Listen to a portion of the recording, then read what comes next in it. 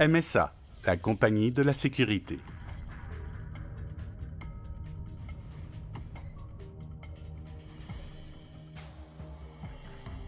Le G1 SCBA. Bienvenue au centre de formation de MSA. Nous présentons l'appareil respiratoire autonome G1.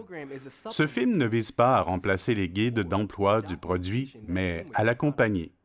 Nous vous recommandons toujours de lire attentivement tous ces documents et toutes les mises en garde.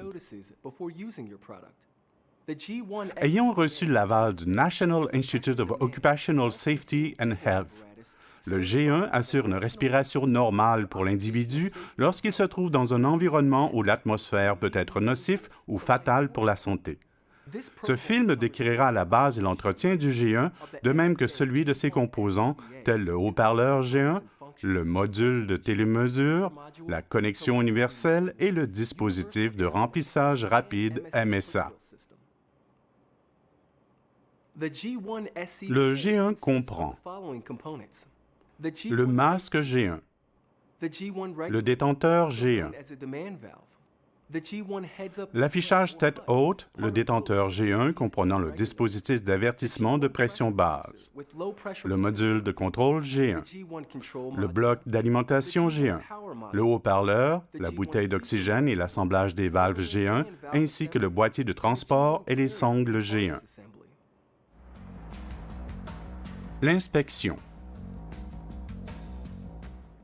Il faut inspecter le masque d'oxygène lors de son acquisition, de même que tous les jours, avant et après son utilisation, ainsi qu'après l'avoir nettoyé et désinfecté. Une inspection en règle des sangles et éléments connexes est fortement recommandée. Bandoulière, épaulettes, lanières, coussinets lombaires, sacs pour les débris et jeux de bride qui recueillent les larmes. Il faut aussi vérifier s'il y a des fentes, des traces d'abrasifs ou d'usure, s'il manque des boucles et des lanières. Commencez par l'inspection de la visière. Cherchez la présence de fentes, de rayures, d'altérations et de changements de couleur. Vérifiez l'étanchéité du caoutchouc du masque, qui est sécuritaire, et ajustez la bague de la visière. La soupape expiratoire est propre et ne provoque aucune gêne respiratoire. La soupape s'éloigne de son support et reprend facilement sa position initiale. Examinez l'orifice d'aspiration du masque. Repérez tout dommage éventuel et vérifiez si la soupape inspiratoire est à sa place. Il faut vérifier le masque intérieur. La valve de vérification est bien en place et l'élément recouvrant le nez bien arrimé à la fixation centrale. Assurez-vous que le détenteur ne comporte ni débris ni moisissures, et cela particulièrement dans le détenteur et dans le port du microphone. Les bagues d'étanchéité ne sont pas endommagées ou encombrées de débris. Les remplacer si elles sont manquantes. Si l'appareil est équipé d'un tuyau à pression de raccord rapide, il faut vérifier la rondelle, la nettoyer des saletés, viscosités et larmes, y repérer des fentes et toutes les traces de détérioration. Vérifiez les appareils à raccord rapide. Les orifices sont exempts de débris et de contaminants. Assurez-vous que les appareils à raccord rapide fonctionnent normalement et s'arriment solidement. Pour inspecter le réducteur de pression à raccord fileté, il faut dévisser l'écrou de serrage de la valve cylindrique et s'assurer que le raccord ne présente pas de filage endommagé. De plus, si le revêtement est manquant ou endommagé, il faut remédier à la situation. Afin de vérifier le détenteur de pression à raccord rapide, tournez le raccord d'un quart de tour dans le sens contraire des aiguilles d'une montre. Tirez en l'éloignant un peu de la valve cylindrique que l'on desserre, puis vérifiez s'il n'a pas été endommagé. Retirez ensuite l'adaptateur de la bouteille. Ici, assurez-vous que le joint torique est à sa place, en bonne condition. Ajoutez-le ou remplacez-le, le cas échéant. La soupape de sûreté pour pression élevée est inspectée. Repérez toute détérioration, que le port de cette soupape ne révèle pas. En cas de détérioration, retirez cet appareil de la circulation pour remplacer sa soupape de sûreté. Ensuite, on rattache le volant à main à la valve cylindrique. Si un raccord fileté est utilisé, le volant à main et l'écrou sont vissés et serrés manuellement, sans utiliser d'outils. Si un rapport rapide est utilisé, l'accouplement est poussé sur l'adaptateur, puis on le retire afin de vérifier si le branchement est adéquat. La sonnerie d'alarme est bien alignée et les vis serrées. La sonnerie est ferme, bien fixée. Si la sonnerie n'est pas bien fixée, elle ne doit pas pouvoir tourner. Il faut enlever ce G1 de la circulation. Vient ensuite l'inspection de la valve et de la bouteille. Commencez par ouvrir légèrement la vanne, obtenant ainsi un fonctionnement adéquat. Assurez-vous que la valve est bien scellée. Vérifiez la date du test hydrostatique des bouteilles. Elle se trouve sur l'autocollant du goulot de chaque bouteille. Les bouteilles en fibre de verre sont mises à l'essai tous les 3 ans.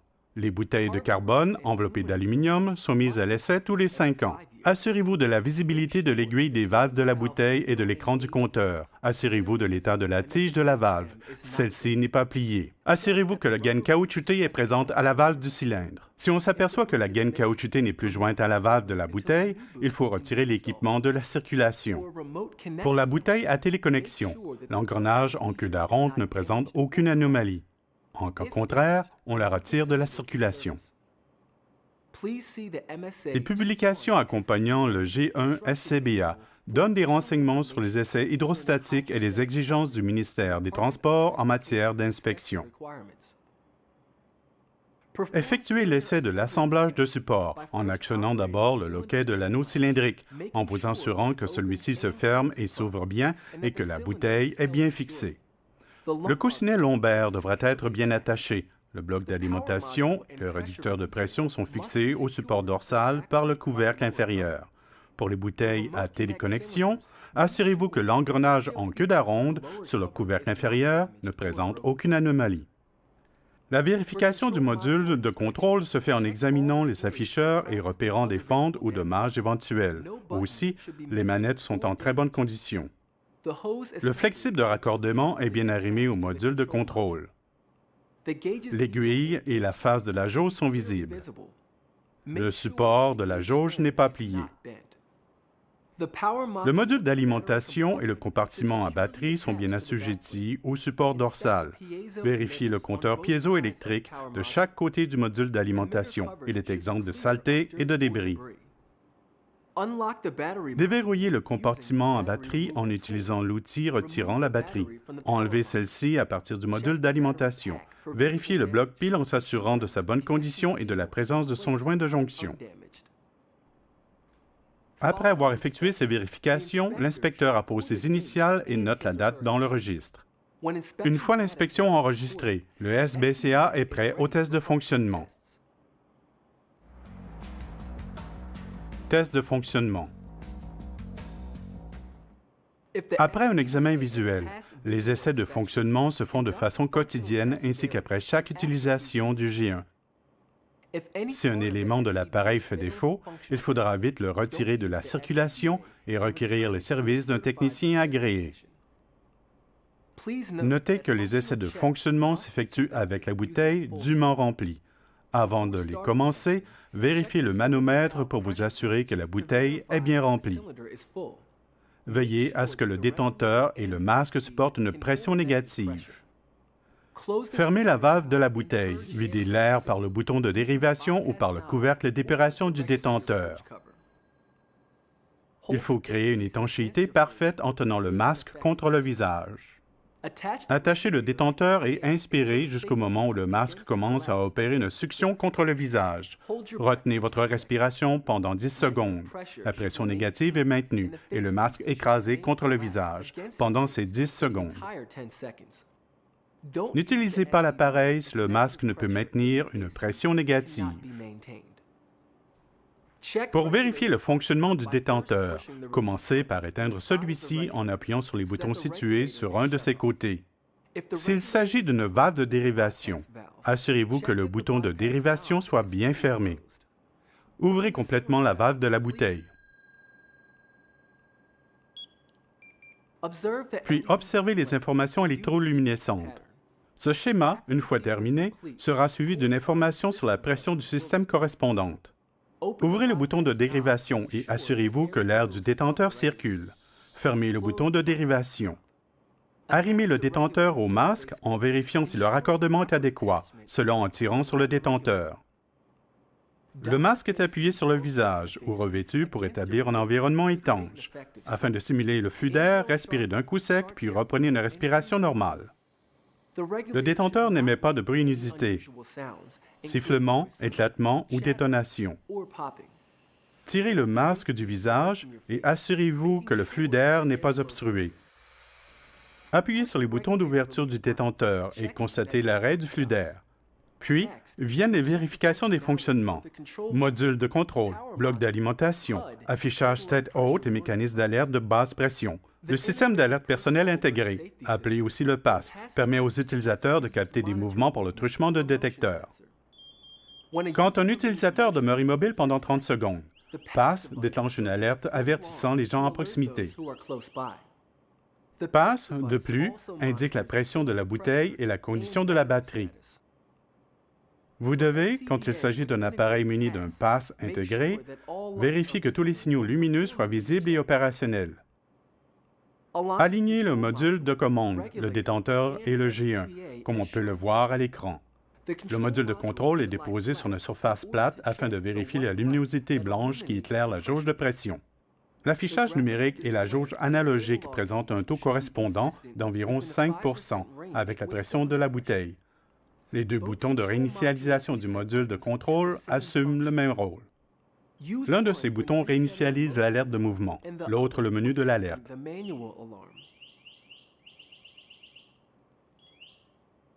Regardez la jauge et l'afficheur du module de contrôle afin d'évaluer le bon fonctionnement des modules de contrôle. Bloc d'alimentation, affichage tête haute et dispositif d'avertissement de basse pression. La bouteille est remplie lors de l'exécution de ce test.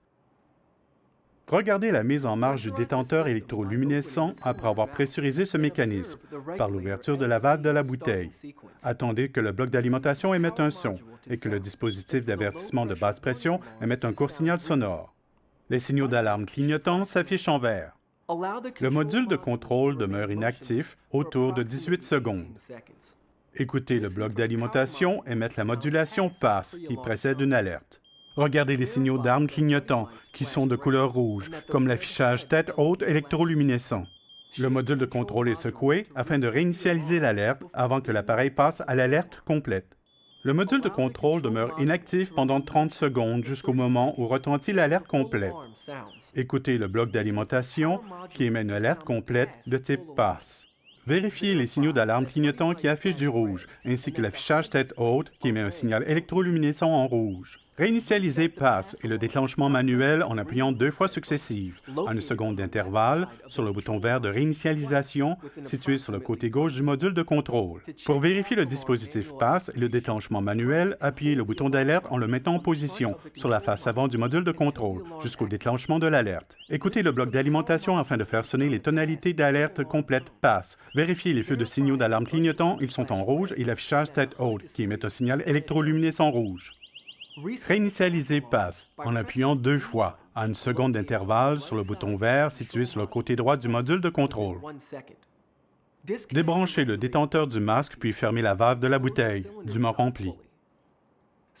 Ouvrez lentement la valve de dérivation du détenteur ou maintenez la pression sur la valve de purge dans le but d'abaisser la pression. Surveillez l'afficheur du module de contrôle et attendez que la pression descende à près de 775 PSI pour les bouteilles, 2216 PSI et à 1575 PSI pour les bouteilles de 4500 PSI. Un affichage tête haute rouge clignotant montre une bonne pression. Une alarme est l'instrument qui avertit d'une basse pression. Tous les signaux d'alarme clignotants sont en rouge et une lumière d'urgence illumine. L'alerte cesse de mettre en garde quand la pression de l'air atteint la valeur de 200 PSI ou en deçà. Une fois la pression descendue sous la barre des 200 PSI, éteignez le module de contrôle en appuyant 2 fois, à 1 seconde d'intervalle, sur le bouton en vert de réinitialisation. Continuez à purger l'ensemble, visez la pression 0. Fermez la valve de dérivation ou lâchez le bouton pressoir. Si on s'aperçoit que l'avertisseur de basse pression, le module de contrôle, le bloc d'alimentation ou l'affichage tête haute ne fonctionnent pas avec efficacité, retirez immédiatement l'équipement SCBA de la circulation. L'évaluation de fonctionnement du haut-parleur s'effectue quand le détenteur et le dispositif PASS sont allumés et le régulateur en position ouverte. Il faut ensuite pressuriser l'ensemble et fixer le détenteur au masque. Respirez d'un coup sec, puis reprenez une respiration normale. Testez en parlant au microphone, près du détenteur, afin de vérifier le bon fonctionnement du mécanisme du haut-parleur. Appuyez et maintenez en position le bouton off du haut-parleur jusqu'au moment où on entend le signal sonore et s'éteint l'appareil. Le haut-parleur électroluminescent est éteint. Appuyez et maintenez en position le bouton On-Off du haut-parleur jusqu'au moment où on entend le signal sonore et l'appareil se met en marche. Si l'appareil fait défaut, contrairement à ce qui fut décrit précédemment, il faudra sans attendre le retirer de la circulation et requérir les services d'une personne certifiée ou d'un technicien agréé par la MSA. Avant d'endosser le SCBA, l'utilisateur effectue toutes les inspections visuelles, de même que les tests de fonctionnement. La bouteille est entièrement pressurisée et il faut en vérifier la connexion. Ces valves sont bien fixées au bout du conduit. Si vous utilisez un raccord rapide, vérifiez-en la sûreté en tirant la prise. Si vous utilisez la téléconnexion à branchement fileté, assurez-vous que l'écrou d'accouplement est bien fixé, manuellement en n'utilisant aucun outil. Si vous utilisez une connexion directe avec la connexion filetée, vérifiez que l'écrou est serré manuellement en n'utilisant aucun outil. Si vous utilisez un raccord direct et rapide, assurez-vous du branchement en tirant l'écrou d'accouplement du raccord rapide. Endossez l'appareil. Vérifiez l'état de la batterie en appuyant le bouton de réinitialisation et gardant la position. Apparaît l'icône de la batterie. En inscrivant votre code, vous vous identifiez. Il faut d'abord desserrer le plus possible la bandoulière puis la sangle de la ceinture. Vous pouvez maintenant endosser le G1. Glissez le bras droit dans la bandoulière droite et le bras gauche dans la bandoulière gauche. Puis assurez-vous que la bandoulière présente la bonne position. Si vous utilisez une sangle de poitrine, assurez-vous que le tuyau du détenteur est bien sur le dessus. Penchez-vous légèrement quand vous endossez le support. Serrez la sangle de ceinture et, pour bien l'ajuster, tirez vers l'avant. Les hanches soutiennent l'essentiel du poids de l'appareil. Serrez, si nécessaire, la sangle de poitrine. Puis, tenez-vous droit. Après, tirez la languette de la bandoulière vers le bas, ce qui serre les sangles. Vous pouvez ajuster la sangle de ceinture. Si vous utilisez un coussin lombaire ajustable, celui-ci peut être réglé alors que le SBCA est endossé. Premièrement, desserrez ou relâchez tout d'abord la sangle de ceinture et étendez un bras ou deux afin d'atteindre le coussin. Tirez le levier vers soi et poussez vers le haut ou le bas selon le confort désiré. Relâchez la languette et tirez vers le haut ou le bas pour vérifier si le coussin lombaire est bien assujetti.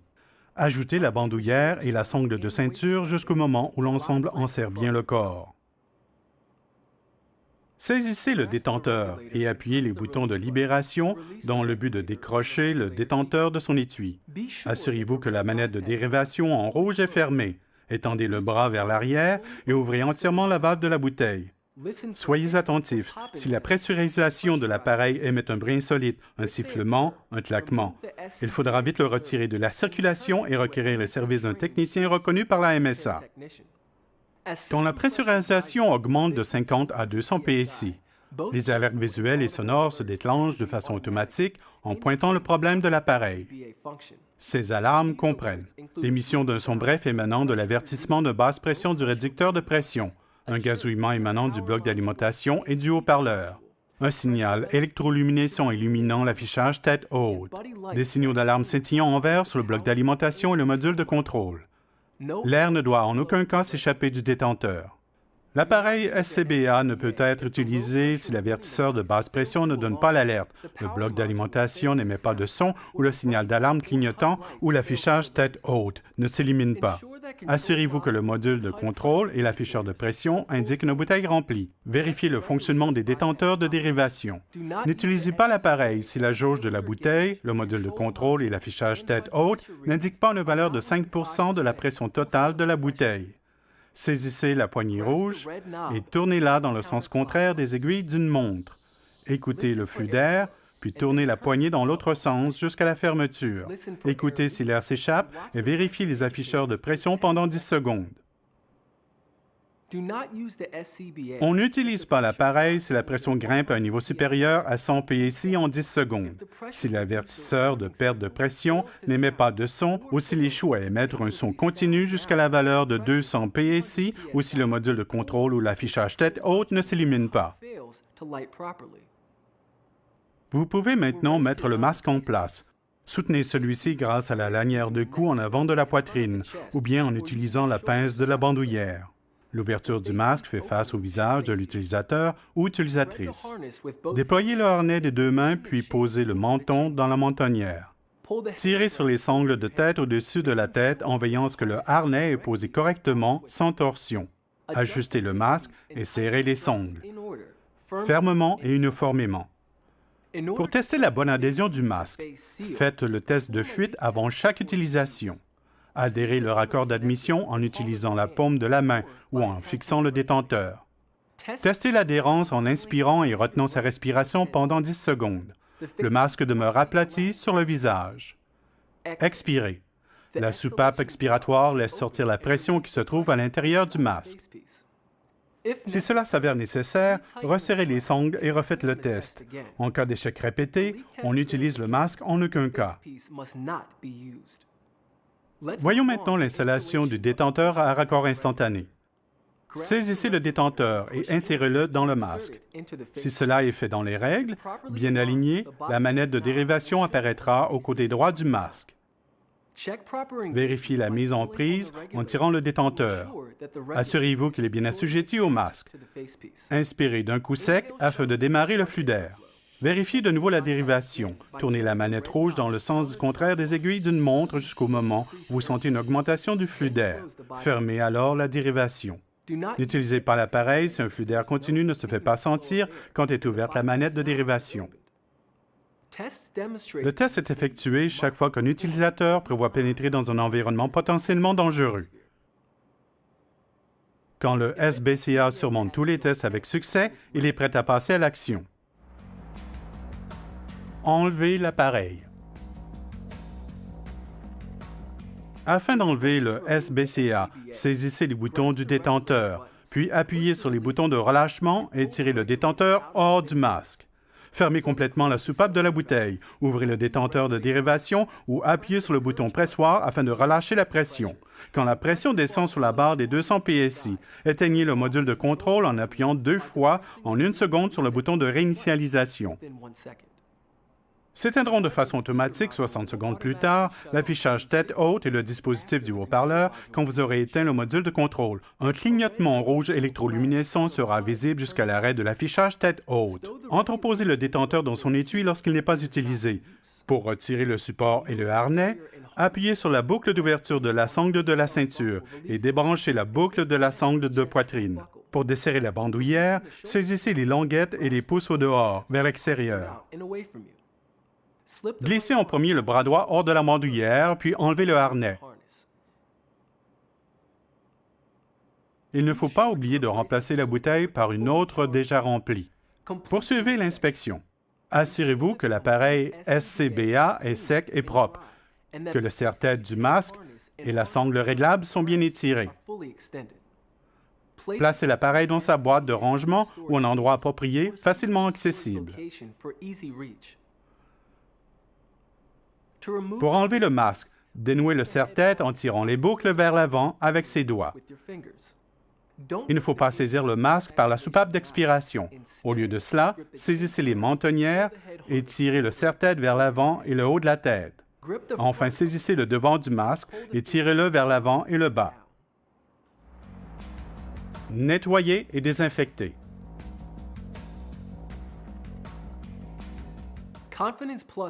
On recommande d'utiliser le produit Confidence Plus de MSA pour nettoyer le SCBA. Il nettoie et désinfecte sans abîmer le caoutchouc, le plastique, le verre et le métal. On ne doit pas utiliser d'alcool. Cela risque de dégrader les éléments en caoutchouc. Advenant le cas d'un appareil très souillé, on recommande de le nettoyer avec un savon doux, une éponge humide et une brosse de soie souple. Inspectez l'ensemble SCBA alors que vous le remontez. Habituellement, seul le masque nécessite un nettoyage et une désinfection après chaque utilisation. Avant le nettoyage, retirez le détenteur du masque. Le serre-tête peut cependant demeurer arrimé au masque, mais on peut aussi le nettoyer à part. Pour nettoyer et désinfecter manuellement, mélangez la solution liquide Confidence Plus. On ne doit pas utiliser de produits contenant des solvants ou des hydrocarbures. Plongez le masque pendant 30 secondes dans un seau en se servant d'une éponge ou d'une brosse à poils doux sur les surfaces souillées. Rincez le masque et ses éléments dans l'eau, courante de préférence, dont la température est de 43 degrés Celsius. Veuillez nettoyer la soupape d'expiration de la demande de pression en appuyant sur la tige avec un objet approprié en la rinçant dans l'eau propre. Laissez le masque sécher à l'air ambiant. Testez la soupape d'expiration manuellement pour s'assurer qu'elle fonctionne correctement. Effectuez également un test d'adhésion au visage après chaque nettoyage, désinfection et entretien.